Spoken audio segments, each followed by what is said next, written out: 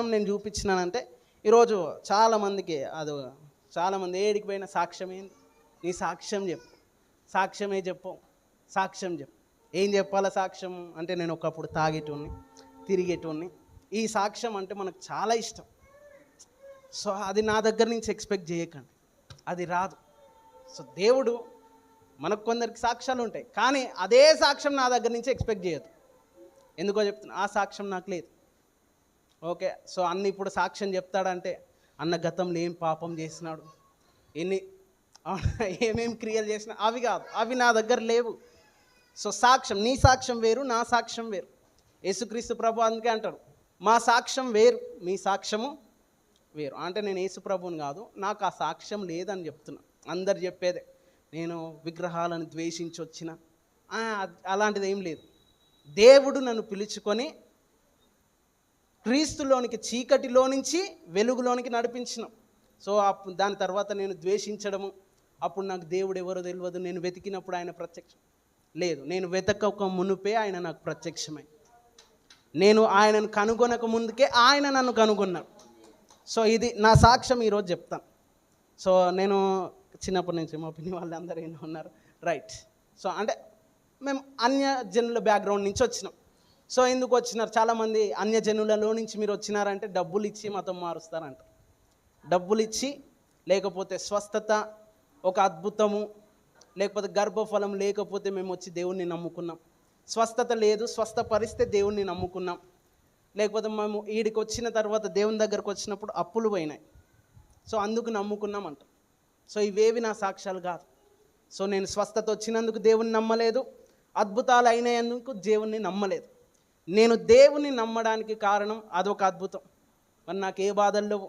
అందరు చాలామంది హైందవులు, ఇతర మతస్థులు చెప్తారు, ఇది చూపించి దేవుణ్ణి నమ్ముతారు, దేవునిలోనికి తీసుకొస్తారు, ఓకే ఎరేస్తారంట. మరి నాకైతే ఏ ఎర వేయలేదు. అయితే దేవుడు కొందరిని స్వస్థతలతో, కొందరిని ఒక్కొక్క విధముగా రక్షించుకుంటాం, కొందరి వాక్యముతో రక్షించుకుంటాం. సరే, నేను ఎప్పుడు రక్షించబడ్డానంటే 2012 ఇదే నెల, అక్టోబర్ నెల మొట్టమొదటిసారిగా నేను దేవుని సంఘంలోనికి వెళ్ళిన. ఎక్కడంటే ఇదే మల్కాజ్గిరి, ఇదే శ్రీ లక్ష్మీ సాయి గార్డెన్స్లోకి నేను మొదటిసారిగా వెళ్ళిన. సో ఎందుకు వెళ్ళిన అంటే, అప్పట్లో మేము ఏం పెట్టారు చెప్పాలా, మా మమ్మీ ఉంది ఇక్కడే, అందరు ఉన్నారు కాబట్టి నేను నిజమే చెప్తున్నాను. కల్పన కథలు లేవు, ఎక్స్ట్రా యాడెడ్ ఎడిటెడ్ స్టోరీస్ ఏమీ లేవు. సో అందరు ఇక్కడే ఉన్నారు కాబట్టి ఈజీగా చెప్పచ్చు. సో ఎందుకు అంటే, నేను దేవుని మందిరానికి ఎందుకు వెళ్ళాల్సి వచ్చిందంటే పని తప్పించుకోవడానికి వెళ్ళిన. సో అప్పుడు మా అమ్మ హోటల్ పెట్టింది. సో అప్పుడప్పుడే కాలేజీలోకి వెళ్తున్నా. సో ఆ కాలేజీలోకి వెళ్తున్నప్పుడు అప్పుడు ఎలా ఉంటుంది, హోటల్లో కూర్చుంటే ఎలా ఉంటుంది, మా ఫ్రెండ్స్ అందరు ఇక్కడనే చూస్తారు. చిన్నప్పటి నుంచి ఇదే మల్కాజ్గిరిలో తిరిగాను, పుట్టలేదు. సో 23 ఇయర్స్ నుంచి ఈ మల్కాజ్గిరిలోనే ఉన్నాను. నా ఫ్రెండ్స్ అందరూ ఈ మల్కాజ్గిరిలోనే ఉంటారు. సో వాళ్ళ ముందు నేను కూర్చొని ఆ టిఫిన్లు అమ్మడము నాకు షేమ్గా అనిపించింది. ఏమనుకోవద్దు, నాకు షేమ్గా అనిపించింది. సరే, సో షేమ్గా అనిపించింది. దాని నుంచి ఎలా తప్పించుకోవాలి అని అన్నప్పుడు మా అక్క బైబిల్ పట్టుకొని చర్చికి వెళ్తుంది. సో అక్కను కూర్చోమను, నేను ఎందుకు కూర్చోవాలి, అక్కనే కూర్చోమని అంటే, అక్క చర్చికి వెళ్తుంది కదా, సో సండే అక్క ఇంట్లో ఉండదు, చర్చిలో ఉంటుంది కాబట్టి నువ్వు కూర్చోను. సో చర్చికి వెళ్తే నేను కూర్చొని అక్కర్లేదన్నమాట అని చెప్పేసి నేను కూడా చర్చికి వస్తానే ఆమె వెనుకలు వెళ్ళిపోయినా. అది మొట్టమొదటిసారి 2012 October, Sri Lakshmi Sai Gardens first week. మొన్ననే చెప్పా, శ్యామ్ కిషోర్ బ్రదర్ శ్యామ్ కిషోర్ గారు ఆ రోజు వాక్యం ప్రకటిస్తున్నారు, అక్కడ నేను కూర్చున్నాను. ఆ రోజు అక్కడి నుంచి వెళ్ళిపో ఆ వాక్యం చెప్తున్నప్పుడు వెళ్ళిపో. కానీ నేను చాలా మోమాటం కలిగిన వ్యక్తిని. అంతమంది ముందు లేచి నేను నడిస్తే అందరు నన్నే ఎక్కడ చూస్తారని చచ్చినట్టు కూర్చోవాల్సి వచ్చింది. సో అప్పుడు ఆ మెసేజ్ అయిపోయేంత వరకు నేను కూర్చోవాలి, ఎందుకంటే మోమాటం, నేను వెళ్ళలేను, అందరు నన్నే చూస్తారు. ఓకే సరే కూర్చున్నా, కానీ లోపల మాత్రం ఇక్కడి నుంచి వెళ్ళిపో, త్వరగా వెళ్ళిపో అని ఉంటుంది. సో సరే అని కూర్చున్నాం. అప్పుడు ఆ దైవజనుడు ప్రకటిస్తున్న వాక్యము, దేవుని కుమారుల ప్రత్యక్షత కొరకు సృష్టి మిగులు ఆశతో తేరి చూచుచున్నది. రోమా 8:16 ఐ థింక్. సో ఆ వచనం చెప్తున్నాడు. ఆ వచనం చెప్పినప్పుడు నాకేమనిపించిందో నాకు తెలియదు. సరే మీటింగ్ అయిపోయింది, వచ్చేసాను. ఆ రోజు వాళ్ళు ఏమో ఇచ్చినారు, అది ఆ రోజు తెలియదు, ఈరోజు తెలుసు. Sacrament first week. సో వచ్చిన తర్వాత నేను కూర్చొని ప్రార్థన, మా అక్క కూర్చున్నప్పుడు నేను కూడా కూర్చున్నా. ఏదో ఇంట్లో పని తప్పించుకొని దేనికో కూర్చున్నా. ఆమె ప్రార్థన చేస్తున్నప్పుడు మా అక్క చెప్పింది, ఎట్లా ప్రార్థన చేయాలంటే, కూర్చో, మీ ఫ్రెండ్తో మాట్లాడినట్టు మాట్లాడు. మరి నేను మా ఫ్రెండ్ని అరే తురే అంటాను, దేవుణ్ణి అనొచ్చా? అప్పట్లో అది తప్ప ఇంకేదన్నా అనొచ్చు అని. ఓకే రైట్ అంటే మనకు అప్పుడు తెలియదు కదా, ఫ్రెండ్లాగా మాట్లాడమన్నారని నేను అలా అడిగాను. సో అలా మాట్లాడకుండా రెస్పెక్ట్ గడిగి మాట్లాడాలని. సరేలే, అప్పుడు మనకేం ప్రార్థన వస్తుంది, ఏం రాదు కదా. సరే కూర్చొని యేసయ్య స్తోత్రం అంటుంది, హల్లెలూయా అంటుంది, అదే అన్నాను నేను కూడా. కానీ ఆమెకు ఒక కళ రాలేదు, ఒక దర్శనం రాలేదు, ఏమీ రాలేదు. నాకు ఒక దర్శనం వచ్చింది అప్పుడు. ఆ దర్శనంలో ఏంటిదంటే, అప్పుడు దర్శనం అని కూడా తెలియదు నాకు అది. సో నేను కూర్చొని ప్రార్థన చేస్తూ ఉంటే నేను మౌనంగా కూర్చున్నా. ఆ యొక్క దర్శనములో ఒక తెల్లని బంగారు వస్త్రములు వేసుకున్న ఒక వ్యక్తి నా ఎదుటకు వచ్చి, నేనే దేవుడు, ఒక కుప్ప బంగారము, ఒక కుప్ప డబ్బులు, ఒక కుప్ప ఇంకొకటి ఏదో నగలు వేసేసి వాటి ముందట నిలవబడి, నేనే దేవుడను, నన్ను వెంబడించు, వాటిని చూడకు, నన్ను వెంబడించు, నేనే దేవుడను అని. సో అదే నేను అప్పుడు అక్కకు చెప్పా, నాకు ఎవరో తెలియదు, మరి యేసుప్రభు అయితే తెల్లని అంగి వేసుకోవాలా, ఈయనేమో మొత్తము ఇట్లా వేసుకున్నాడు, బంగారం ఉన్నాయి అయినాయి, మరి ఆయన నన్నే వెంబడించు అని చెప్పినాడు. దానికి అర్థం ఏంటిది? ఈ వెంబడించడాలు అవి మనకు తెలియదు కదా. అప్పుడప్పుడే రక్షణ పొందలేదు. ఒకసారి ఏదో మాటానికి వెళ్ళా చర్చికి, దాని తర్వాత వెళ్ళాల్సి వచ్చింది. సో యేసు ప్రభు నాకు దర్శనంలో నేను చెప్పిన తర్వాత మా సిస్టర్ చెప్పింది, అది యేసు ప్రభు దేవుడు నేను రమ్మంటున్నాను. ఏడికి రమ్మనేది తెలియదు. సో అప్పుడు దాని తర్వాత నాకు అయిన యొక్క ట్రాన్స్ఫర్మేషన్ ఏంటంటే, దాని తర్వాత నాకు పాస్టర్ తెలియదు, బైబిల్ తెలియదు, ఏం తెలియదు. కానీ దాని నెక్స్ట్ డేనే నేను బైబిల్ని పట్టుకొని కూర్చున్నాను. సో ఎవరు నాకు వాక్యం చెప్పలే, మా పాస్టర్ గారు అసలే చెప్పలే. మా పాస్టర్ గారు చాలా బిజీ, ఆయన నాకే కాదు ఎవరికి దొరకడు. ఓకే, కానీ యేసు ప్రభు దొరికినాడు నాకు. ఆమేన్. యేసు ప్రభు నా దగ్గరకు వచ్చినాడు.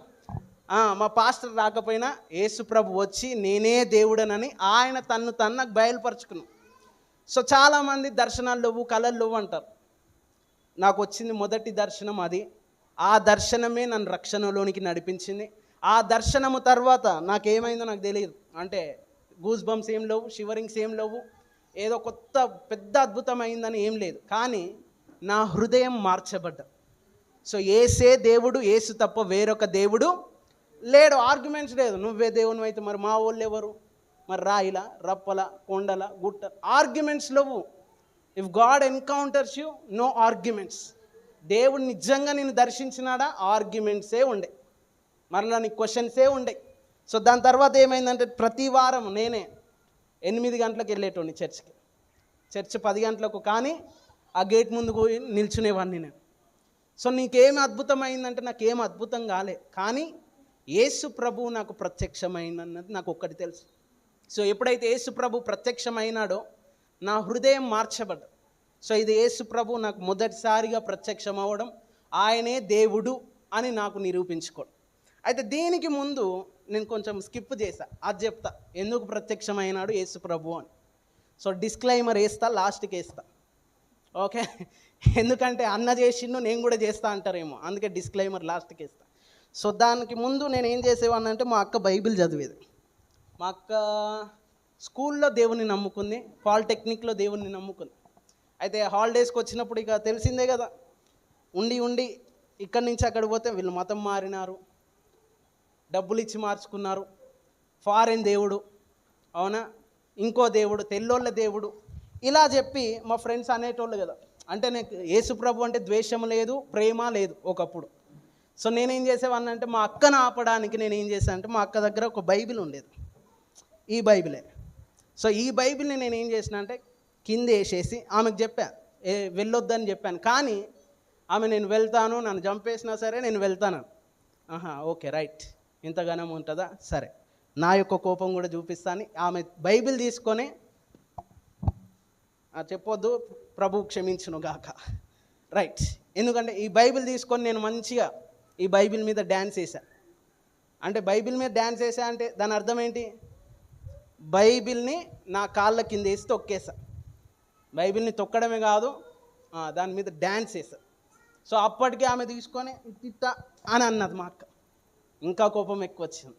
పక్కనే అగ్గిపుల్లు ఉంది, ఆ అగ్గిపుల్ల గీకి బైబిల్ మీద వేసేసి ఆమె వేసేసినప్పుడు నేను చాలా నవ్వుకున్నా. అప్పుడు నాకు తెలీదు, ఆపేసాను. బైబిల్ కాల్ చేస్తే అయిపోయింది. నాకేం తెలుసు ఇది బయట బుక్ స్టాల్లో దొరుకుతుందని నాకు తెలీదు. సో ఇది కాల్ చేస్తే అయిపోతుంది అని అనుకుని నేను కాల్ చేసిన. అప్పుడు ఆమె ఆర్పేసుకొని ఏడ్చుకుంటూ సైలెంట్గా అయిపోయింది. కానీ అప్పుడు నాకు తెలియదు దేవుడు ఏ బైబిల్ని నేను కాల్ చేసినానో, ఏ బైబిల్ని నేను కాళ్ళ క్రింద వేసి త్రొక్కినానో అదే బైబిల్ గురించి నేను నిలబడతానని నాకు అప్పుడు తెలియదు. సో దేవుడు నేను ఏదైతే కాల్చినానో ఆ వాక్యం నన్ను కాల్చేసింది. సో ఇప్పుడు నేను మరలా బైబిల్ని దూషించలేను, బైబిల్ని ద్వేషించలేను. భూమి మీద జనములందరూ కలిసి యేసు దేవుడు కాదన్నా నేను ఒక్కరిని నిలబడగలను. హల్లెలూయా. ఆ భూమి అంతా మీరందరూ ఎత్తబడిపోయినా యేసు ప్రభు నన్ను ఒక్కనే భూమిలో ఉంచిన, ఇదిగో వాళ్ళందరూ ఎత్తబడ్డారు, నిన్నొక్కనే దేవుడు ద్వేషిస్తుండ అన్న ఈ బైబిల్ని నేను చింపను, ఈ బైబిల్ని నేను విడిచిపెట్టను.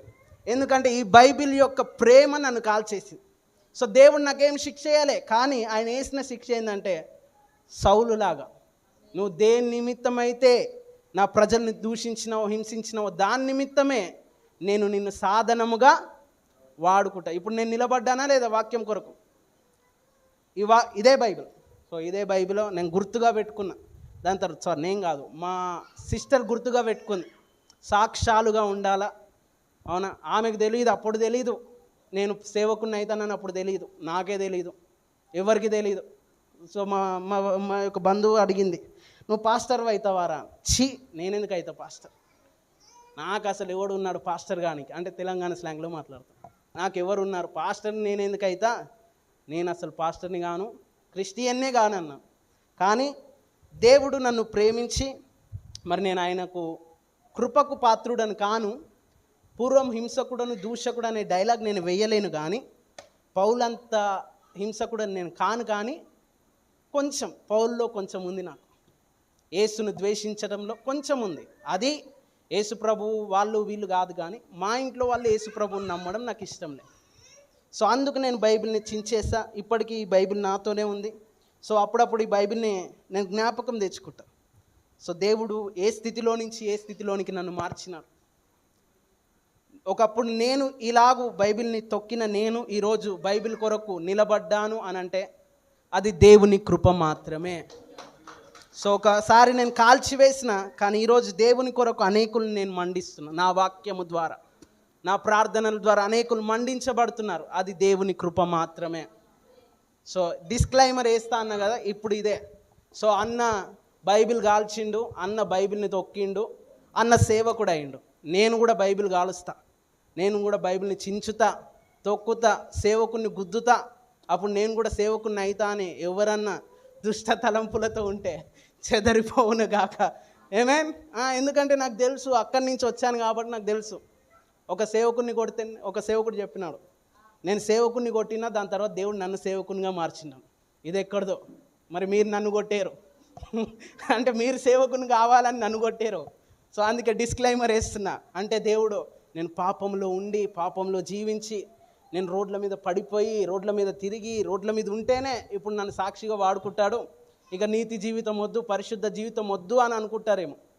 అందుకే డిస్క్లైమర్ వేసా, ఇది నాకు మాత్రమే తెలియక చేసి తిని గనుక కనికరింపబడి తిని. సో ఇప్పుడు మీరు చించనక్కర్లే, మీకు ఆప్షన్ ఇవ్వలే. ఇది నేను చెప్పాను కాబట్టి మీకు ఆప్షన్ లేదు ఇక. అర్థమైందా? అంటే నేను కూడా దూషిస్తా, నేను సేవకుని అయితే అనరు, నో. సో అందుకు దేవుడు నాకు త్వరగా ప్రత్యక్షమైనాడు. ఇది కూడా డిస్క్లైమరే. మరి దేవుడు త్వరగా ప్రత్యక్షం కావాలంటే ఏదో తిక్క పనులు చేశారు. అలా కాదు. మాకు తెలిసిన ఇలాగే ఒక వ్యక్తి, దేవుడు నన్ను తీసుకెళ్ళట్లేదు కదా అని నేనే దేవుని దగ్గరికి వెళ్దామని ఇంత పాయిజన్ బాటిల్ తీసుకొని తాగేసింది. నాకు తెలిసిన వ్యక్తులే. సో దేవుడు ఆమెను ఏం చేసినాడంటే ఐసీయూలో వేసి నానావిధ శోధనలు తీసుకొచ్చి మరలా బయటికి తీసుకొచ్చినాడు, కానీ చనిపోలేదు. సో నీ యొక్క ప్రాబ్లంకి సొల్యూషన్ మరణం కాదు, నేను ఇట్లా చేస్తేనే దేవుడు నన్ను కనికరిస్తాడేమో. ఒక వ్యక్తి చెప్పాడు, ఎందుకు పాయిజన్ తాగారంటే వాళ్ళు, నేను బెడ్రూమ్లో ప్రార్థన చేసుకొని పాయిజన్ పెట్టుకొని ప్రార్థన చేసిన, ప్రభువా నన్ను తీసేసుకో, ఇక నేను ఈ అప్పులను భరించను, నన్ను చంపేసే అని వాళ్ళు బెడ్రూమ్లో పాయిజన్ పెట్టుకొని ప్రార్థన చేసి. సో అప్పుడు వాళ్ళకి ఎవరు ప్రత్యక్షమైనారంటే యేసుక్రీస్తు ప్రభు ప్రత్యక్షమైన. సేమ్ ఆహా అంటే పాయిజన్ పెట్టుకొని ప్రార్థన చేస్తే యేసు ప్రభు ప్రత్యక్షం అవుతాడని ఏం చేసినారు వీళ్ళు, సేమ్ పాయిజన్ పట్టుకొచ్చుకొని రూమ్లో కూర్చొని ప్రార్థన చేసిన. యేసు ప్రభు రాలేదు, దయ్యం వచ్చింది, సైతాన్ వచ్చింది. ఏం చేసింది, ఆ పాయిజన్ తాగిపించింది ఆమెతో. పాయిజన్ తాగారు వాళ్ళు, కానీ యేసు ప్రభు ప్రత్యక్షం కాలేదు. సో అందుకే డిస్క్లైమర్ వేసా, నా సాక్ష్యం నీ సాక్ష్యం కాదు, నీ సాక్ష్యం ఉన్నట్టు నా సాక్ష్యం ఉండదు, నన్ను దేవుడు రక్షించినట్టు నిన్ను రక్షించడు.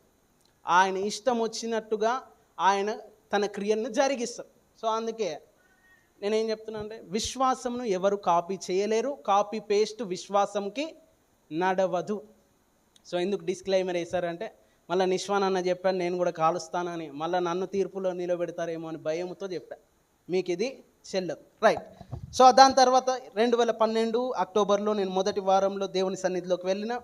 దేవుని సన్నిధిలో దేవుని వాక్యం విన్నా, అది నాకు చాలా బాగా గుర్తుంది. దేవుని కుమారుల ప్రత్యక్షత కొరకు నా ఫస్ట్ మెసేజ్ కాబట్టి చాలా బాగా గుర్తుంది అది నాకు. సో అందుకే first impression is best impression అంటారు కదా. మొదటిసారి ఏమన్నా వింటే అది మర్చిపోం. సో నేను మొట్టమొదటిసారి విన్న వాక్యం అది. నేను ఇంకొన్ని 50 ఏళ్ళు బ్రతికినా ఆ వాక్యం నాకు గుర్తుంటుంది. అవునా, అంతే కదా. మీరు ఫస్ట్ మెసేజ్ ఎవరన్నా గుర్తుందా మీకు? మీ ఫస్ట్ మెసేజ్ ఎవరు గుర్తులేవా? అమ్మ నేనేనా ఇంటెలిజెంట్ పిల్ల? మీకు ఎవరు గుర్తులేవా ఫస్ట్ మెసేజెస్? మీరు ఎప్పుడో రక్షించబడ్డట్టున్నారు, రైట్. సో నా మెసేజ్ నాకు గుర్తుంది. సో కనీసం మీ యొక్క హస్బెండ్ని ఎప్పుడు చూసారో గుర్తుందా? ఇది గుర్తుంటుంది. మా వైఫ్ని నేను బస్సులో చూసిన, మా హస్బెండ్ని నేను అక్కడ చూసిన. అలాగే నేను దేవుణ్ణి ఎప్పుడు కనుగొన్నానో నాకు గుర్తుంది. నాకు దాంట్లో ఫుల్ క్లారిటీ ఉంది. సో 2012లో దేవుని యొక్క కృపా సువార్తను నేను విన్న తర్వాత నమ్మి బాప్తిజమం పొంది. ఆయన వెళ్ళిపోయినాడా సుధీర్? సో ఆయన నా కాలేజ్ మెట్ ఆయన. సో నేను 2012 అక్టోబర్లో దేవుని నమ్ముకున్న తర్వాత కాలేజ్లోకి వెళ్ళా. ఇంటర్లో మన ఈసీఎల్లో మేము కాలేజ్ చేసా. ఆ కాలేజ్లో ఆయన నా కొలీగ్, నా క్లాస్మేట్. సో ఆ క్లాస్మేట్ వాళ్ళందరూ బార్న్ క్రిస్టియన్స్ వాళ్ళు. సో డిసెంబర్లో బ్రదర్ శ్యామ్ కిషోర్ గారు 2012 డిసెంబర్ 21 షామీర్పేటలో బాప్తిజమం ఇవ్వడానికి ఒక అనౌన్స్మెంట్ ఇచ్చారు. సో ఆ అనౌన్స్మెంట్లో నేను బాప్తిజమం తీసుకోవాలని దేవుడు నన్ను బహుగా ప్రేరేపించినాను. నేను నా ఫ్రెండ్స్కి చెప్పా, వీళ్ళు బార్న్ క్రిస్టియన్స్ కదా. సో నా ఫ్రెండ్స్ అందరు బార్న్ క్రిస్టియన్స్. బాబు నేను బాప్తిజమం తీసుకుంటాను అని చెప్పినప్పుడు వాళ్ళు నన్ను భయపెట్టారు. అరే బాబు, నువ్వు దేవుని నమ్ముకొని 2 నెలలు కాలేదు బాప్తిజమం అంటున్నావు, మేము చిన్నప్పటి నుంచి క్రిస్టియన్స్, నువ్వు బాప్తిజమం తీసుకుంటే పాపం చేయొద్దు, సినిమాలు చూడొద్దు, నువ్వు బాప్తిజమం తీసుకుంటే ఇక లోకానుసారమైన జీవితం నువ్వు ఉండొద్దు. సో అప్పుడప్పుడే రక్షించబడుతున్నా బాప్తిజమం పొందాలనుకున్నప్పుడు వీళ్ళు ఏం చేశారు, నాకు ఒక బ్రేక్ వేశారు. మేమే పొందలేదురా నాయన, మేమే పెళ్ళప్పుడు పొందుకుందామని ఆగుతున్నాము అని. సో మా ఫ్రెండ్ ఉంటాడు, ఇందాక కీబోర్డ్ ప్లే చేశాడు కదా, మా ఫ్రెండ్, ఆయన మా క్లాస్మేట్. సో అలాగే ప్రభుదాస్ అని ఒక ఆయన ఉంటాడు. వాళ్ళందరూ నన్ను భయపెట్టినారు, నీకు బాప్తిజమం అంటే ఏందో తెలుసా, బాప్తిజమం మీనింగ్ తెలుసా, గ్రీక్లో ఏమంటారో తెలుసా, యేసు ప్రభు చిలకరింపినాడా లేకపోతే నీళ్ళలో ముంచుతాడా, నీకు నిజంగా తెలుసా, నీకు నిజంగా రక్షణ అనుభవం ఉందా, నీ పాపాలు ఒప్పుకున్నావా? నా 15 ఏళ్ళే ఏజ్ అప్పుడు నేనేం పాపాలు చేస్తాను, నేనేం పాపాలు చేయరా, మీరంటే పాపిస్టోళ్ళు, నా డైలాగ్, మీరంటే పాపిస్టోళ్ళు, మీరు పాపాలు చేసిర్రు అందుకే తీసుకోవట్లేదు, నేను పాపం చేయలేదురా బాబు, నాకు ఎంత ఏం తెలియదు అంటే అప్పుడు నేనే అమాయకునిలే మా బ్యాచ్లో. సో నేను బాప్తిజమం తీసుకుందాం అనుకున్నప్పుడు వీళ్ళందరూ నన్ను అడ్డగించినప్పుడు నేను ఒకటే చేశాను. అప్పుడు నాకు కాలేజ్కి వెళ్ళి, కాలేజ్ కన్నా నా టెక్స్ట్ బుక్స్ కన్నా నేను ఎక్కువ బైబిల్ చదివేవాడిని. నేను కాలేజ్ నుంచి రాగానే బైబిల్ వేసుకొని కూర్చునేటోను. సో అప్పటి నుంచి నాలో ఆత్మల భారం అనేది స్టార్ట్ అయింది. నాకు వాక్యం చెప్పడం రాదు, వాక్యం ఎలా చదవాలో తెలియదు, కానీ సండే శ్యామ్ కిషోర్ బ్రదర్ ఏదైతే బోధించేటోడో అదే తీసుకొచ్చి వీళ్ళని టార్చర్ చేసేటోడు. ఇప్పుడు ఆయన ఉన్నాడు కదా, ఆయన చెప్తాడు, నేను మండే కాలేజ్కి వెళ్ళానా, మీ చర్చిలో ఏం చెప్పారు, ఏం చెప్పారు, వాక్యం ఏం చెప్పారు. సో అప్పుడు వాళ్ళు మాకేం గుర్తుంటుంది, మాకేం గుర్తుండదు. అప్పుడు నేను ఆ బ్రదర్ ఏం వాక్యం చెప్పాడో అది తీసుకొచ్చి చెప్పేటోడిని. సో వీళ్ళు నాకు ఒక క్వశ్చన్ వేసినప్పుడు, బాప్తిజమం నువ్వు తీసుకోవద్దు, తీసుకుంటే నువ్వు ఇంకా నరకానికి పాత్రుని అవుతావు, బాప్తిజమము సాల్వేషను చాలా కష్టమైనవి, అవి అందరికీ దొరకాయి అన్నప్పుడు నేను దేవుని సన్నిధిలో ప్రార్థించినప్పుడు దేవుడు నాకు ఒక వచనం చూపించిన. అప్పుడప్పుడే రక్షణ అనుభవము, అప్పుడప్పుడే దేవుడిని నమ్ముకున్న అనుభవం కాబట్టి దేవుడు నేను ఇలా వెతకగానే అలా దొరికేవాడు. సో నేను అడిగిన, ప్రభా మరి వీళ్ళు ఇట్లా అంటున్నారు, నాకు తెలియదు, బాప్తిజమం తీసుకోవాలా వద్దా, వీళ్ళు ఆగమంటున్నారు, నేను ఆగాలనుకుంటున్నాను. సో అప్పుడు దేవుడు ఒక వచనం చూపించినాడు. నేను వాక్యం తీయగానే నాకు వచ్చిన వచనము ఫిలిప్పు నపుంసకుడు వచనం. అక్కడ రాయబడుతుంది, నువ్వు యేసుక్రీస్తు దేవుడని నీ పూర్ణ హృదయంతో నమ్మి విశ్వసించిన ఎడల బాప్తిజమం తీసుకోవచ్చు. సో ఆ వచనాన్ని నేను పట్టుకొని ఒక దైవజనుని అడిగిన, దీని అర్థం ఏంటి అని అడిగినప్పుడు, సో నువ్వు పాపములు విడిచిపెట్టాలా, పాపాల కొరకు 40 దినములు ఉపవాసం ఉండాలా, ఇదంతా కాదు. మొదట బాప్తిజమానికి అర్హత యేసు దేవుడని నువ్వు నమ్ముతున్నావా? సో నేను నమ్ముతున్నానని ఎప్పుడైతే చెప్పినానో ఆ సేవకుడు చెప్పినాను, బాబు నువ్వు బాప్తిజమం తీసుకోవచ్చు అన్న. మరి పాపాల విషయం ఏంటి? నేను బాప్తిజమం తీసుకున్నాక పాపం చేస్తే అని అంటే, దేవుడు మార్చుకుంటాడు తమ్ముడు, నువ్వు బాప్తిజమం తీసుకో. సో ఎప్పుడైతే దేవుడు ఆ బాప్తిజమం తీసుకోమని వాక్యం ద్వారా మాట్లాడినాడో వీళ్ళకి వచ్చి చెప్పాను నేను, మా ఫ్రెండ్స్కి, నువ్వు నాశనానికి పాత్రుడివే, నువ్వు అయిపోయినావు, నీ పని అయిపోయింది. ఆ పాస్టర్ ఎవరో పనికిమాలిన పాస్టరు, ఆయన నీకు చెప్పినాడు, ఇక నువ్వు ఆయన ఇద్దరు నరకానికే వెళ్ళిపోతారు అని చెప్పి. సో దాని తర్వాత నేనేం చేసినానంటే, అమ్మో వీళ్ళే పెద్ద సైతాన్లు ఉన్నట్టున్నారు. ఆ వాక్యం విన్నా, బాప్తిజమం తీసుకోకుండా సాతాను మిమ్మల్ని అడ్డగిస్తుంది అన్నప్పుడు, అప్పుడు నాకు సాతాన్లు కనబడ్డారు. వీళ్ళే మొదటిసారి సాతాన్ని చూసింది వీళ్ళలోనే. సో అప్పుడు నేను బాప్తిజమానికి అనౌన్స్మెంట్స్ ఇవ్వబడ్డాయి, స్కిప్ చేసేస్తున్నా షార్ట్గా. సో అప్పుడు నా పరిస్థితి ఏంటంటే, వైట్ అండ్ వైట్ వేసుకోవాలంట బాప్తిజమానికి. ఇప్పటికి కూడా ఉందేమో మరి నాకు తెలియదు. సో నేనైతే ఎప్పుడు బాప్తిజమాలు ఇచ్చినా కానీ నేను ఎప్పుడు వైట్ అండ్ వైట్ వేసుకోమని చెప్పలేదు, వేసుకుంటే స్తోత్రం అని చెప్పా. సో అప్పుడు నాకు వైట్ అండ్ వైట్ అన్నప్పుడు నా దగ్గర అప్పుడు మా పరిస్థితి చాలా లో, బిలో పావర్టీయా, పావర్టీ బిలో పావర్టీ అనుకోండి అప్పుడు. సో అప్పుడు నాకు తినడానికే లేదు, ఈయన white and white shirt white pant కావాలంటున్నాను. నాకు ఎక్కడిది వైట్ షర్ట్ అంటే స్కూల్ యూనిఫామ్ ఉంది నా దగ్గర, వైట్ ప్యాంట్ కావాలంటున్నా. అమ్మ ఇప్పుడు వైట్ ప్యాంట్ లేకపోతే అలో చేయరేమో అని నేను భయపడ్డా. సో నా దగ్గర వైట్ ప్యాంట్ లేదు. సో ఏం చేయాలంటే ఇప్పుడు వైట్ ప్యాంట్ కోసం నేను బాప్తిజమం తీసుకోకుండా ఉండాలనా, అసలు ఎవడు కనిపెట్టినాడు ఇదంతా అని నేను ఆలోచించి మా ఫ్రెండ్కి ఫోన్ చేశాను. మా ఫ్రెండ్ చిన్నప్పటి నుంచి నా క్లాస్మేట్, స్కూల్మేట్, ఫస్ట్ క్లాస్ నుంచి 10th క్లాస్ వరకు. వాళ్ళని నేను జేసీఎన్ఎంలో తప్ప ఇంకెక్కడ చూడలే. అంటే అప్పుడు జేసీఎన్ఎంలో వాళ్ళని చూసినప్పుడు అప్పుడు అనుకున్నా, మీరు కూడా క్రిస్టియన్సా?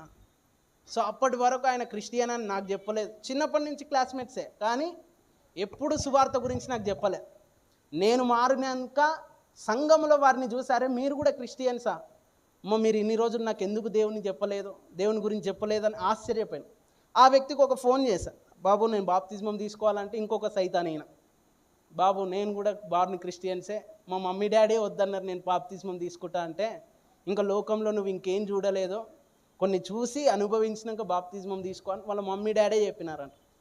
దేవునికి స్తోత్రం కాదు అటువంటి కుమారులను బట్టి, తల్లిదండ్రులని బట్టి. సో ఆయనకు నేను ఫోన్ చేసిన, ఆయన దగ్గర క్రిస్టియన్స్ కదా, వాళ్ళ దగ్గర ఉన్నాయి. నేను ఆయన ప్యాంట్ అప్పుడు అడిగి తెచ్చుకున్నా, నీ ప్యాంట్ ఇస్తావా నాకు, వైట్ అండ్ వైట్ ఉంటేనే బాప్తిజమం ఇస్తారు కదా అంటే, సరే తీసుకొని పో అని చెప్పినప్పుడు ఆ ప్యాంటు ఆ షర్టు తీసుకొని ఇక్కడ ఎక్కి షామీర్పేటలో బాప్తిజమం తీసుకున్నా. సో ఎప్పుడైతే బాప్తిజమం తీసుకున్నానో నా జీవితం ఏం మారలే. అంటే చాలామందికి అనుకుంటారు బాప్తిజమం తీసుకోగానే జీవితం మారిపోతుంది, కాదు, నా జీవితం ఏం మారలే. దాని తర్వాత మొత్తం స్టోరీ షార్ట్ చేస్తే 2012 తర్వాత 2017కి వచ్చేస్తున్నా. ఈ 17 లోపు నా జీవితంలో దేవునిలో నేను బలపడడానికి దేవుడు నా ద్వారా చేసిన క్రియలు మొట్టమొదట సాతాన్ని చూపించినాడు నాకు. సో అప్పుడు ఆ వాక్యాలు మరి మా ఆత్మీయ తండ్రి అని నేను గౌరవంగా ఘనంగా చెప్పుకుంటాను. నా ఆత్మీయ నాయకుడు శ్యామ్ కిషోర్ గారు, మీ అందరికీ తెలుసు అనుకుంటా, యూట్యూబ్లో ఉన్న వాళ్ళకి కూడా తెలుసు. సో మా ఆత్మీయ నాయకుడు అప్పుడు వ్యాధి లేమి పోస్టర్ పెట్టి, మీరు అందరు వెళ్ళండి చేతులు వేసేయండి, ఎవరి మీద పడితే వాళ్ళ మీద, రోగులు ఎవ్వరు కనబడితే వాళ్ళ మీద చేతులు వేసేసాను, దేవుడు స్వస్థపరుస్తాడని. మనం అప్పుడప్పుడే రక్షించబడ్డాం. మన విశ్వాసం ఎలా ఉంటుంది? మొత్తం ఫైర్. అవునా? సరే, ఒక కిడ్నీ పేషెంట్ దొరికినాడు. ఆ కిడ్నీ పేషెంట్ని పట్టుకొని, ఆహా మీరు దొరికినారు బాబు, నా యొక్క విశ్వాసాన్ని వాడడానికి ఏసేయమన్నాడు కదా అని చెయ్యి. దాని తర్వాత సాతాను అటాక్ నా మీద పడ్డాడు. సో అప్పుడు నేను మొట్టమొదటిసారిగా స్పిరిచువల్ వార్ఫేర్ అంటే ఏందో నాకు తెలుసు. సో నేను అక్కడ నిలబడలేకపోయినా 2 days, అంతేనా, 2 days వీక్ అయిపోయినా, పడిపోయినా. మొట్టమొదటిసారిగా నా యొక్క అనుభవము సాతాను యొక్క అటాక్ కింద నేను పడిపోయాను. సో అప్పుడు నాకు ఒక దైవజనుడు పరిచయం అయినాడు. ఆయన పేరు చెప్పా. ఓకే, ఎందుకు చెప్పా అంటే దానికి ఇంకో లాంగ్ స్టోరీ ఉంది. సో ఆయన చెప్పినాడు, తమ్ముడు నువ్వు ఎలా పడితే అలా వెళ్ళొద్దు, అభిషేకం ఉండాలా. అంటే అభిషేకం అంటే ఏందన్నా, దేవుని నమ్ముకున్నప్పుడు అభిషేకం నాకు రాలేదా? పరిశుద్ధాత్మ నాలోనికి వచ్చిందని చెప్పినారు కదా. అంటే అది కాదు తమ్ముడు, అది వాక్యానుసారం కాదు. నువ్వు పరిశుద్ధాత్మ చేత నింపబడాలి. అది దేవుణ్ణి నమ్మడం వల్ల వచ్చేది కాదు. దేవుణ్ణి నమ్మిన తర్వాత వచ్చే అనుభవం పరిశుద్ధాత్మ చేత నింపబడే అనుభవం. ఓహో, ఇది ఒకటి ఉందా అని నేను ప్రార్థించిన 2017 గ్యాప్లో 2017 ఫిబ్రవరి 5 పరిశుద్ధాత్మ గురించి నేను ప్రార్థించినప్పుడు దేవుడు పరిశుద్ధాత్మ చేత మధ్యాహ్నము, స్థలము రాజమండ్రి, నటరాజ్ థియేటర్లో పొందుకున్నా నేను పరిశుద్ధాత్మ. ఎక్కడ పొందుకున్నా కొంచెం చెప్తారా? థియేటర్, నటరాజ్ వదిలేసాను, థియేటర్లో పొందుకున్నాను నేను పరిశుద్ధాత్మ 2017 ఫిబ్రవరి 5. మరలా థియేటర్ అంటే సినిమా చూస్తున్నప్పుడు పొందుకోలేను ఆయన, అదొక క్లారిటీ. ఎందుకంటే సో దేవునికి స్తోత్రం, రైట్. అక్కడ ఆ థియేటర్ ఖాళీ చేయబడి ఆ థియేటర్లో ఆరాధన జరుగుతుంది. మళ్ళీ అన్న పరిశుద్ధాత్మని థియేటర్లో పొందుకున్నాడంటే నేను కూడా సినిమా చూస్తున్నప్పుడు థియేటర్లో పొందుకుంటాను కాదు. నేను అందుకే కన్క్లూజన్ ఇస్తాను ప్రతిదానికి. ఆ థియేటర్లో ఆరాధన జరుగుతుంది ఎవ్రీ సండే. ఆ స్థలానికి నేను పోయినప్పుడు మధ్యాహ్న కాలమున పరిశుద్ధాత్మ చేత నేను నింపబడ్డా 2017 ఫిబ్రవరి 5. సో ఎప్పుడైతే ఆ అనుభవం నాకు జరిగిందో నా జీవితం మారిపోయింది. ఇది 2వసారి దేవుడు నన్ను ఎన్కౌంటర్ చేయడం, అంటే మేనిఫెస్టెడ్ ప్రెజెన్స్లో. సో అప్పుడు నా జీవితం మారడం స్టార్ట్ అయింది. 2012 నుంచి 2017కు అంత జీవితము మారలేదు, కానీ దేవుడు మాట్లాడుతున్నాడు, విడిచిపెట్టలే. అప్పుడు పడిపోతున్నా, బలహీనపరచబడుతున్నా, ఏందో దేవుడు ఏందో అని క్వశ్చన్స్ వస్తున్నాయి. కానీ దేవుడు నన్ను నడిపిస్తున్నాడు, కళలు ఇస్తున్నాడు, దర్శనాలు ఇస్తున్నాడు, మాట్లాడుతున్నాడు. అవునా, దేవుడు స్వరం విప్పి మాట్లాడుతున్నాడు. అవన్నీ నాకు అర్థమయ్యేది కాదు. సో నేను దేవుని వెతకలే. ఈవెన్ అప్పట్లో నేను దేవుణ్ణి చాలా లైట్ తీసుకునేవాడిని. ఆయన వచ్చి మాట్లాడతాడులే, మనం చూజన్ వెజల్స్, మనకు దేవుడు మొదటనే ప్రత్యక్షమైనాడంటే ఇక మనల్ని ఎంటుకబడి ఆయనే పరిగెత్తుకుని వచ్చేవాడు అనే ఉద్దేశంతో నేను ఉండేవాడిని. అలాగే వచ్చేటోడు దేవుడు. సో నేను ప్రార్థన చేయకపోయినా ఆయన వచ్చి నాతో కూర్చునేటోడు.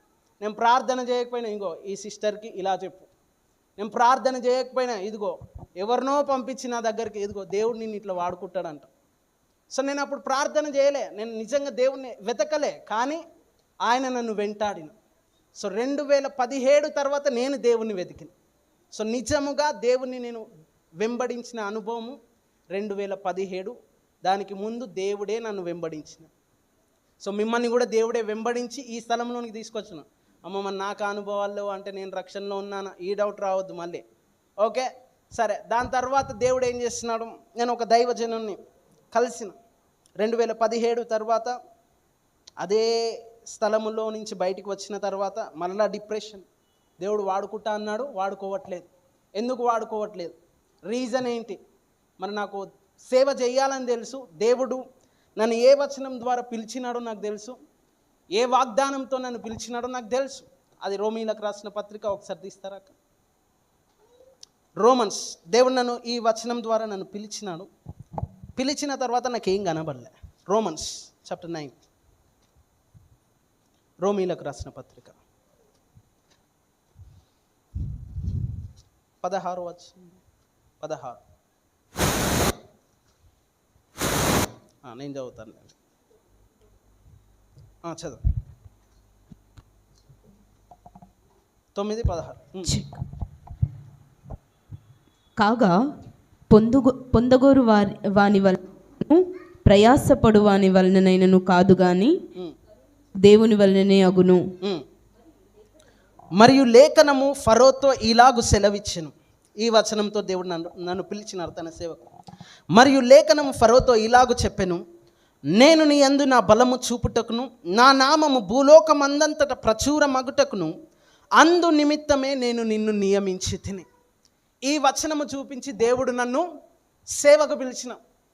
అప్పుడు నాకు వచ్చిన డౌట్, అప్పట్లో నాకేం రాదు, అప్పుడు నాకు వాక్యం తెలియదు కాబట్టి దేవుడు చాలా సేఫ్ జోన్లో ఉన్నాడు, ఎందుకంటే క్వశ్చన్లు వేయలేను. సో అప్పుడు నేను ఏ క్వశ్చన్ వేయలే, ఇదా ఓకే రైట్. కొన్నిసార్లు దేవుని వాక్యం తెలిస్తే ఓవర్ యాక్షన్ ఎక్కువ చేస్తాం. సో దాంట్లో నేను మొదటి క్యాండిడేట్. సో నేను దేవునికి రివర్స్ క్వశ్చన్ వేసే వ్యక్తిని. సో అప్పుడు నేను అన్న, ప్రభువా నువ్వు ఫరోతో మాట్లాడినావు, ఫరో అంటే దయ్యమునకు సాదృశ్యం, ఫరో అంటే నీకు విరోధి అయినవాడు, అంటే నన్ను ఫరో అంటున్నావా నువ్వు? అసలు నిజంగా ఈ వాక్యం ద్వారా ఎవరినైనా సేవకు పిలిచినావా? అసలు నువ్వు ఈ వాక్యం ద్వారా సేవకు ఎవరినైనా పిలుస్తావా? అసలు ఫరోతో నువ్వు చెప్పితే అది నాకు ఇవ్వడం ఏంటి ప్రభువా? అసలు నిజమైన స్పిరిట్తోనే నేను నడిపించబడుతున్నానా అనే డౌట్ నాకు వచ్చినప్పుడు దేవుడు మరలి ఇంకొకసారి కన్ఫర్మేషన్ చేశాడు. సో మనందరికి తెలుసు, దేవుడు 2 సార్లు ఒకే విషయం మాట్లాడితే, సో నాకు ఈ వచనము తెలియదు. అప్పుడు దేవుడు నేను చదువుతున్నప్పుడు నిర్గమకాండం 9వ అధ్యాయం తీయన్న అంటే నాకు చెప్పినాడు, మీరెందుకు రైట్ రైట్ అంటే మన అప్పుడప్పుడు నవ్విపియడానికి నేను ఇలా మాట్లాడతాను, సో ఏమనుకోవద్దు. 9:17 నీవు ఇంకా నా ప్రజలను పోనీయనొల్లక వారి మీద 16 నా బలమును నీకు చూపునట్లును భూలోకమందంతటా నా నామమును ప్రచురము చేయునట్లును ఇందుకే నేను నిన్ను నియమించి తిని. రైట్, ఇది కూడా ఎవరి గురించి చెప్తున్నాడు? రైట్, ప్రభువా నేను నిజంగా నువ్వు మాట్లాడితే ఇదే వచనం ఇంకా బైబిల్లో ఇంకొక దగ్గర ఉండాలా అని నేను ప్రార్థన చేసినప్పుడు దేవుడు నాకు చెప్పిన 9వ అధ్యాయం 16 అన్నప్పుడు ఈ వచనం నాకు తీసినప్పుడు దీంట్లో ఇంకా ఇప్పుడు రాసుకున్నాను, ఎప్పుడో మై ప్రామిస్ అని ఉంటుంది. సో జూమ్ చేయలేం కాబట్టి ఏం చేయలేము. సో మై ప్రామిస్ అని ఉంటుంది. సో అప్పుడు దేవుడు నాకు క్లారిటీ ఇచ్చేసినాడు. అయితే ఇంకొకటి క్లారిటీ కోసం నేను వెయిట్ చేస్తాను. ప్రభువా ఎవరన్నా సేవకుని ద్వారా నాతో మాట్లాడు అని అన్నప్పుడు దేవుడు ఒక దైవజనుని కలవడానికి నాకు అవకాశం ఇచ్చాడు. సో దేవుని యొక్క కృప వలన మంచి దైవజనులను, దేవుని ఆత్మచేత నడిపింపబడే దైవజనులనే నేను కలిశాను. వాళ్ళే నాకు ప్రవచనం ఇచ్చారు. ఆమెన్. ఎవరు వాడితే వాడు గాలికి వచ్చిన ప్రతి ఒక్కరూ నాకు ప్రవచనం ఇయ్యలే. సో ఎందుకు నేను చెప్తున్నానంటే, నీ ప్రవచనము నువ్వు సేవలోకి రావాలన్నా, నీకు ఒక ప్రవచనం కరెక్ట్ రావాలన్నా, they must sealed by the Holy Ghost. వాళ్ళ ప్రవచనము పరిశుద్ధాత్మ చేత నింపబడిన వారి ప్రవచనం అయితేనే నువ్వు తీసుకోవాలి. సో వాళ్ళు దేవుని చేత కనీసం ఒక 5 ఏళ్ళన్నా నడవాలి. సో అప్పుడు మాత్రమే వాళ్ళ ప్రవచనం నువ్వు తీసుకోవచ్చు. అది పరిశుద్ధాత్ముడు నీకు ఓకే అని చెప్తే. సో అప్పుడు నేను అడిగినప్పుడు 2018లో నా సేవ ఇంకా అప్పుడు మొదలు పెట్టలే, 18 మధ్యలో నేను ఒక అపాయింట్మెంట్ ద్వారా నేను ఒక దైవజనుని కలిసిన. అదే దైవజను అంటే దహించు అగ్ని థామస్ గారు. సో ఆయన అపాయింట్మెంట్స్ ఇయ్యరు మ్యాక్సిమం, మీరు పోయేటోళ్ళు, మీరు పోతారేమో, మేబీ దొరుకునుగాక, మీకు ఆ కృప కూడా కలుగునుగాక. రైట్, దేవుని యొక్క కృపను బట్టి ఆయన అపాయింట్మెంట్ నాకు దొరికింది. సో నేను ప్రయాసపడలే, నిజంగా చెప్తున్నాను. నేను పరిశుద్ధాత్మ పొందడానికి, నేను రక్షణలోనికి రావడానికి, గొప్ప గొప్ప దైవజనులను కలవడానికి నేను ఎప్పుడూ ప్రయాసపడలే. నా కొరకు పక్కన వాళ్ళు ప్రయాసపడ్డారు. వాళ్ళు తమ కొరకు ప్రయాసపడితే నేను పోయి పొందుకున్నాను. అందుకే పొందగోరు వాని వలనైనాను వాని వలన కాదంట, అది వాళ్ళు ప్రయాసపడ్డారు, నాకు దొరికింది. అది దేవుని కృప. సో ఆ దైవజనుని అపాయింట్మెంట్ వాళ్ళు తీసుకున్నారు. సో నన్ను పట్టుకొని వెళ్ళినారు. సో అప్పుడు ఆ దైవజనుని నాకు వాగ్దానం చెప్పిన. సో ఆ దహించగ్ని థామస్ గారు, తంబి నువ్వు సేవలోకి రావాలా అంటే, నన్ను చూడగానే ఆయన చెప్పినాడు, తంబి నువ్వు సేవలోకి రావాలా. తంబి అంటున్నాడు, సేవలోకి రావంటున్నాను. ఏంది ఈయన ఆల్టర్ మీదనేమో సూట్ వేసుకుంటాడు, ఇప్పుడేమో టీషర్ట్ వేసుకొని తంబి అని అంటున్నారు. ఆయన నన్ను దగ్గర నుంచి చూస్తే తెలుస్తుంది. ఓకే, మళ్ళీ వాళ్ళ ఫాలోవర్స్ నన్ను ఏమని అనగల అంటే, వాళ్ళ ఫాలోవర్స్ తెలుసులే ఆయన అలాగే ఉంటాడని. టీషర్ట్ వేసుకొని నేను రాగానే, తంబి నువ్వు సేవలోకి రావాలి తంబి అని నాకు డౌట్ ఉంది అన్న. సో షివరింగ్ వాయిస్తోనే నాకు డౌట్ ఉంది అని చెప్పినప్పుడు ఆయన ప్రార్థన చేసి నాకు 3 విషయాలు చెప్పిన. దేవుడు ఇర్మియా గ్రంథం 1:5 నీకు ఇస్తున్నాడు. జనములకు ప్రవక్తగా నేను నిన్ను నియమించుచున్నాను అన్న వాగ్దానము దేవుడు నీకు ఇస్తున్నాడు తంబి అన్న. అందరికీ అదే ఇస్తారు మనసులో అనుకున్నా. ప్రతి ఒక్కరు సేవకు వచ్చేటప్పుడు ఏమనుకున్నారు, అందరూ 1:5. ఏది? Jeremiah famous. నాకు కాదు ప్రభు, అందరికీ చెప్పినట్టు చెప్తే నేను ఎందుకు సేవ చేస్తాను, నేను సేవ చేయ. నా మనసులో అందరికి చెప్పేదే చెప్తున్నాడు ఈయన కూడా, ఇంకా నాకేముంది. ఇప్పుడు నేను చెప్పినాను అనుకో, ఇప్పటికి 100 మంది చెప్పినారు, 1:5తో నన్ను పిలిచినాడని. నాకు కుదరదు ప్రభు, నాకు ఇంకోటి కావాలి. సో మనసులో అనుకుంటున్నప్పుడు అప్పుడు ఆయన ఇంకొక వాగ్దానం చేస్తాడు. తంబి నీకు ఇంకొక వాగ్దానం చెప్తున్నా. 2 పేతురు అనుకుంటా, 2 పేతురు 1:10 ఐ థింక్. మీ పిలుపును మీ ఏర్పాటును నిశ్చయము చేసుకోవడానికి మరింత జాగ్రత్త పడుడి. ఆ వాగ్దానం అయినా నాకు ఇచ్చిన. నీ పిలుపు నీ ఏర్పాటు నీకు నిశ్చయం కావాలనుకుంటున్నావా, ఇంకా జాగ్రత్త పడు. అంటే నువ్వు పిలువబడ్డావు, నువ్వు సీల్ చేయబడ్డావు, దేవుడు నిన్ను సేవకు పిలిచినాడు. కానీ నీ ఏర్పాటు నువ్వు నిశ్చయం చేసుకోకపోతే, నిశ్చయం చేసుకోవాలి అని జాగ్రత్త పడు అని ఆయన నాకు ఒక వార్నింగ్ కూడా ఇచ్చిన. వార్నింగ్ ఇచ్చిన తర్వాత 3 సూచనలు ఇచ్చినాను నాకు. తమ్ముడు పోనీ తమ్ముడు నీకు 3 సూచనలు ఇస్తున్నా. అవేంటంటే, దేవుడు నిన్ను పిలుచుకుంటాడు. అయితే పిలవక ముందుకు నువ్వు ఒక STCకి వెళ్తావు. దేనికి వెళ్తావు? STC, దాని full form short term course. Okay, నువ్వు ఒక STCకి వెళ్తావు. దాని తర్వాత దేవుడు నీతో మాట్లాడతాడు. దాని తర్వాత నీ పరిచర్యను స్టార్ట్ చేస్తావు. సో అది నేను విన్నా, మర్చిపోయినా. ఓకే, STC అంటే ఏంది, అంటే బైబిల్ కాలేజ్ చేయాలన్నా అని అనుకున్నాను. కానీ నాకు అది అంత అప్పుడు నాకు అర్థం కాలేదు, నేను గుర్తుపెట్టుకోలేదు కూడా, నేను మర్చిపోయినాను కూడా అది. సో ఆయన మాత్రం చెప్పినాడు, STC వెళ్తావు, చిన్న షార్ట్ టర్మ్ కోర్స్ చేస్తావు, దాని తర్వాత దేవుడు మాట్లాడతాడు, దాని తర్వాత నువ్వు పరిచర్య స్టార్ట్ చేస్తావు. సో నేను అది విన్నా, మర్చిపోయినా. STCలు అవన్నీ మనకు తెలియదు. నాకు తెలిసిన ఒకే ఒక దైవజనుడు మా ఆత్మీయ నాయకుడు. అది తప్ప ఇంకెవ్వరిని నేను ఫాలో అయ్యేటవాడిని కాదు. శ్యామన్నని తప్ప ఇంకే అన్నని తప్ప నేను ఫాలో అయ్యేటవాడిని కాదు. సో ఇది కూడా వేరే వాళ్ళు తీసుకెళ్తే వెళ్ళా. సో దాని తర్వాత 2022 అనుకోకుండా 2021కే వెళ్ళాలా. నేను దైవజనుడైన ఎజికియా ఫ్రాన్సిస్ గారి గురించి విన్నా. ఆయన బలంగా సేవ చేస్తాడు, ఆయన దగ్గరికి వెళ్ళాలి తమ్ముడు అని అన్నప్పుడు, అప్పుడు ఫిబ్రవరి నేను వెళ్దాం అనుకున్నాను. APC apostle and prophetic conference 5 days ఉంటుంది. 5 days ఫిబ్రవరిలో ఉంటుంది. నేను వెళ్దాం అనుకున్నా, కానీ అప్పుడు నా సిచ్యువేషను డౌన్. బోరు కొడుతుందా?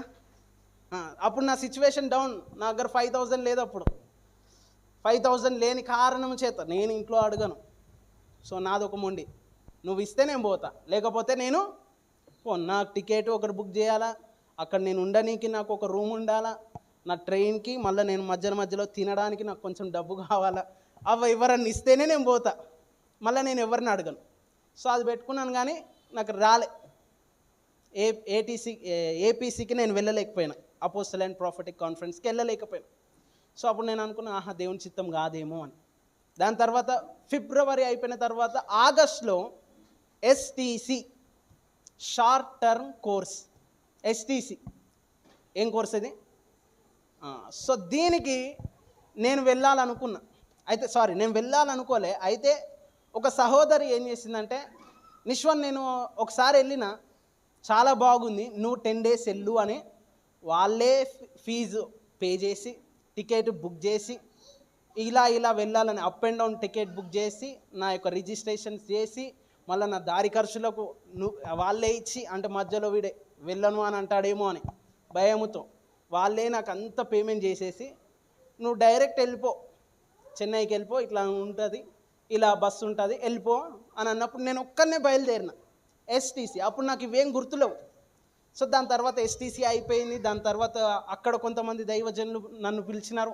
అక్కడ ఈ థామస్ గారు మళ్ళీ వచ్చిన. అప్పుడు ఇది ప్రభువా, ఎవరినన్నా పిలుస్తావా, ఫరోని పిలిచినట్టు నన్ను పిలిచినావు, నన్ను సైతాన్ అంటారు కదా అంటే, అప్పుడు ఆయన ఆల్టర్ ఎక్కి అప్పుడు చెప్పినాడు ఇదే వాగ్దానం, రోమా 9:17, నేను నా బలము చూపుటకు నేను నిన్ను నియమించుకున్నానని దేవుడు నేను సేవలోకి వచ్చినప్పుడు నాతో మాట్లాడినాడు అని ఆ దైవజనుడు తన ఎక్స్పీరియన్స్ చెప్పినాడు. సో ఇప్పుడు నా డౌట్కి నా ఆన్సర్ ఎప్పుడు వచ్చింది? ఎస్టీసీలో వచ్చింది. అంటే ఆ వాగ్దానం ఫరోని తిట్టినట్టు కాదు, నా కొరకు రాసినాడు దేవుడు, నేను నిన్ను వాడుకుంటాను అనడానికి రాసినానని ఆ దైవజనుడు ఏదైతే వాగ్దానాలు నాకు మొదటి రోజు నేను కలిసినప్పుడు చెప్పినాడో అదే ఇర్మియా 1:5, రోమా 9:17, ఇది నా పర్సనల్. ఆ దైవజనుని కూడా ఈ వాగ్దానం ద్వారా దేవుడు మిమ్మల్ని పిలుస్తున్నాడు అని చెప్పినప్పుడు నాకు కన్ఫర్మేషన్ అయిపోయింది. దాని తర్వాత ఆయన నా పిలుపు కూడా చెప్పినాడు, అది తర్వాత చెప్తాను ఎప్పుడన్నా. సో వచ్చేసిన దేవుని యొక్క పిలుపుతోని వచ్చేసిన. దాని తర్వాత ఎప్పుడైతే ఆగస్టులో అయిపోయింది, ఆగస్ట్ సెప్టెంబర్ 1 మంత్ అయిపోయింది. 1 మంత్ అయిపోయిన తర్వాత నేను కూర్చొని ఆలోచిస్తున్నప్పుడు దేవుడు నాతో మాట్లాడుతున్నాడు. నిశ్వన్, నువ్వు జ్ఞాపకం ఉంచుకున్నావా నేను ఇచ్చిన ప్రవచనాలను? ఆ నెరవేర్పును నువ్వు చూసినావా అంటే, ఏమి ఇచ్చినావు ప్రభు, ఎక్కడున్నాయి ప్రవచనాలు అంటే, అక్కడ దైవజనుడు థామస్ గారు చెప్పినారు ఎస్టీసీకి వెళ్తావని. ఎస్టీసీ నువ్వు వెళ్ళిన కోర్స్ ఏంటి? Short term course. ఇప్పటికీ పెడతారు, మీరు వెళ్ళాలంటే వెళ్ళొచ్చు. షార్ట్ టర్మ్ కోర్స్ ఎస్టీసీ, దానికి నువ్వు వెళ్ళినావు కదా. దాని తర్వాత నేను నీతో మాట్లాడిన కదా, అక్కడ దైవజనుల ద్వారా నాతో మాట్లాడిన పర్సనల్గా నాతో మాట్లాడినప్పుడు అప్పుడు వీళ్ళు వచ్చినావు కదా. సో వీళ్ళందరూ అక్కడ నాకు పరిచయమైన. సో పీటర్ రాలేదు, ఇక్కడికి కాదు అక్కడికి.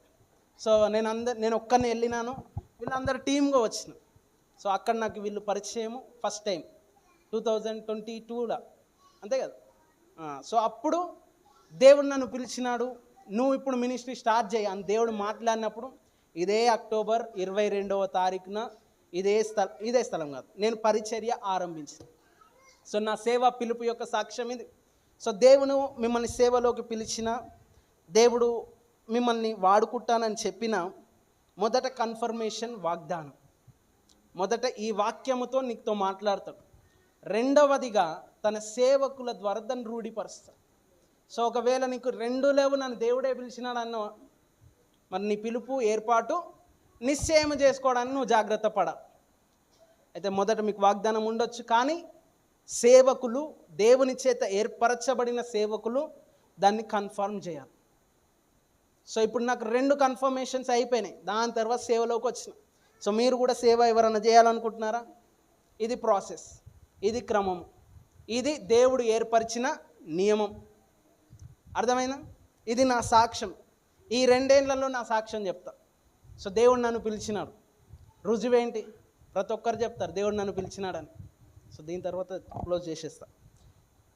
సో దేవుడు నన్ను పిలిచినాడు అనడానికి సాక్ష్యం ఏంటి? సో దేవుడు నన్ను ఈ 2 సంవత్సరాల్లో నేను ఎన్నడూ చూడని ధనము నాకు ఇచ్చినాడు. ఆమేన్. అబ్బా, మీకు ఇస్తే చప్పట్లు బాగా కొడతారేమో. మీకు కూడా వచ్చును గాక, బహుగా వచ్చును గాక, ఇంకా ఎక్కువ వచ్చును గాక. సో ఎందుకంటే నేను అప్పటి వరకు ధనం చూడలే. నా యొక్క పర్సు ఖాళీ. మా అమ్మనే చెప్పేది, అరే పర్సు కొనుక్కోరా బాబు, పర్సు కొనుక్కుంటే పైసలు వస్తాయి. నేను అనుకునేటం పైసలు ఉంటే పర్సు కొంటానమ్మా, పైసలు లేకపోతే ఎట్లా అని అంటే మా అమ్మనే పర్సు కొనుక్కొచ్చి నాకు ఇచ్చేది. సరే కొనుక్కో, విశ్వాసంతో కొనుక్కో అంటే ఇలాంటివి మస్తు చేశానులే నేను, అవునా. సో దాని తర్వాత నాకు అప్పట్లో డబ్బులు లేకపోయాయి, కానీ ఇప్పుడు నాకు డబ్బులు ఉన్నాయి. ఏమేన్? ఎంత ఉన్నాయి నా బ్యాంక్ అకౌంట్లో? లక్షలు లేవు, కోట్లు లేవు, కానీ నేను ధనవంతున్నే. ఏమేన్? ఆ మీటింగ్ పెట్టాలంటే ధనం వస్తుంది, ట్రైన్కి వెళ్ళాలంటే ధనం వస్తుంది, ఫ్లైట్ ఎక్కాలంటే ధనం వస్తుంది. ఆమెన్. ఏమీ లేనట్టే కనబడతా, కానీ అన్నీ ఉన్నాయి. అంటే బ్యాంక్ బ్యాలెన్స్లో ఏం లేవు, కానీ మేము లేని వారిగా కనబడుతూ సమస్తము కలిగి ఉన్నవారు. ఆమేన్.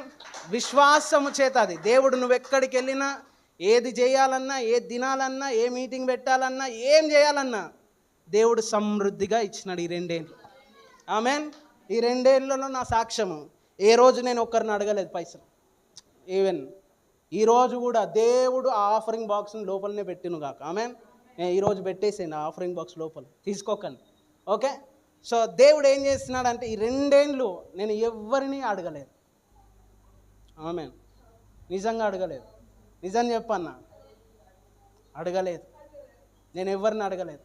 అంటే పొగరా, మీ దగ్గర ఎక్కువ ఉన్నాయా డబ్బులు, ఎక్కడి నుంచి వస్తున్నాయి, మీరు జాబ్ చేస్తూ బిజినెస్ చేస్తూ వచ్చినాయి కాదు.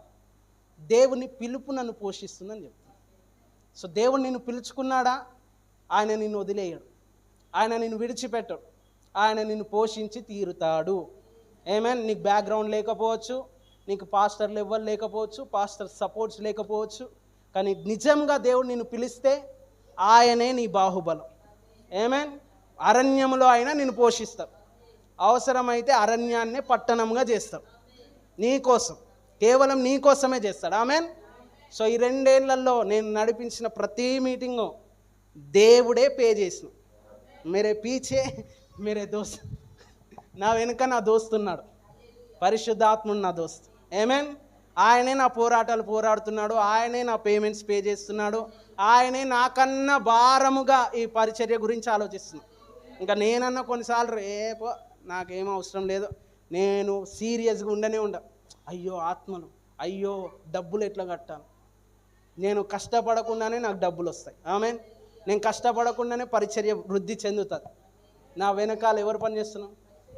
నా స్నేహితుడు, పరిశుద్ధాత్ముడు నా స్నేహితుడు అని పిలుస్తాను ఆయన. ఆమెన్. పరిశుద్ధాత్ముడు మీకు కూడా స్నేహితుడు, ఆయన నీ కొరకు ప్రయాసపడతాడు. సో ఈ 2 ఏండ్లు ఇక ముందు ప్రభు అయిన యేసుక్రీస్తు రాకడ వరకు ఆయనే నడిపిస్తాడు, ఆయనే పోషిస్తాడు, ఆయనే హెచ్చిస్తాడు. ఏమేన్. ఈరోజు నేను తింటున్నా, రేపు ఈరోజే నేను తింటున్నా. ఒకప్పుడు నేను తిన్నాను, ఇప్పుడు నేను తినడం కాదు, నేను ఇస్తున్నా. రేపు నేను ఇవ్వడమే కాదు, 100 మందికి ఇచ్చిన తర్వాత కూడా మిగిలిపోయే సమృద్ధిస్తాను. ఏమేన్.